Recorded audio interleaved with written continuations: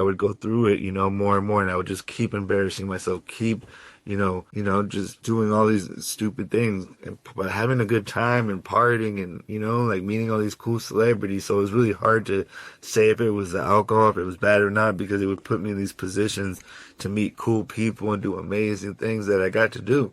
Sadly, travel the world, meet celebrities, do what I love, photography. But I also started burning bridges, and I remember I was about to lose my wife. I was starting to lose my wife, who was like a great wife in LA. She was at UCLA and I was at USC, and we were like the it couple, and I couldn't stop partying and living this cool cultural lifestyle. And even sometimes when I do this stuff, I always have to remember what I'm doing it for, and not just to be seen, but to have purpose.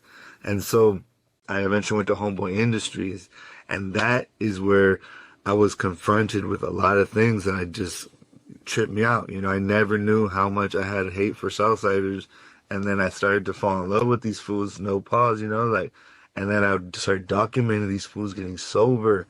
And I remember there was one vato that from Rockwood that knocked a bunch of fools down in the 90s, like 8 fools, but only went to jail for one. And he would walk from Echo Park to Homeboy Industries or take the bus, and he had like a chubby girlfriend. He was really bad looking. But he was happy, bro. He was full of just joy. He did 25 years in prison straight. You feel me? And I had the it girl. I lived in South Pasadena. I had the car. I had the job at Homeboy Industries at senior staff. And I was dying inside because I was lying to everybody, cheating on my wife, partying, doing, this all over town, just disrespecting myself and my community, and just not being who I should be. And so eventually I got sick of myself. And I couldn't even quit though, bro. I had to like get caught up. And Homeboy Industries tried to stop me, like say, hey, bro, you got to go to rehab. And if you don't go to rehab, then you're fired. I call my mom, bro. She run within 30 minutes. She gets in the car from Santa Rosa, California, drives all the way to LA, downtown LA, 8th and Main Street, and sits with me for a week till I go to the rehab in Santa Monica College.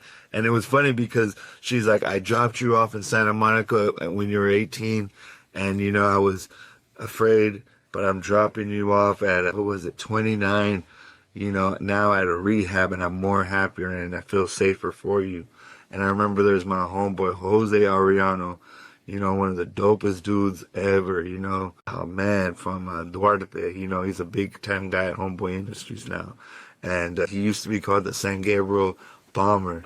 And he protected me through that whole thing. And I started to meet some amazing men and started working out with guys and started getting more disciplined, and hated working there because at Santa Monica or at the Salvation Army, you got to work 8 hours a day and go to church and go to classes. It's no joke, but you get fed really good. So I'm living with a bunch of Southsiders, bro, like literally like 30 of them, bro, because this is also the time in the early 2011, 12, I think. No, God, no, 14, 15. 2013, 14. That, like, when a lot of prisoners were getting out of jail and they were able to go to rehabs instead of go to do big prison terms if they weren't violent crimes. And so there was a bunch of fools in this rehab that were straight from prison, bro.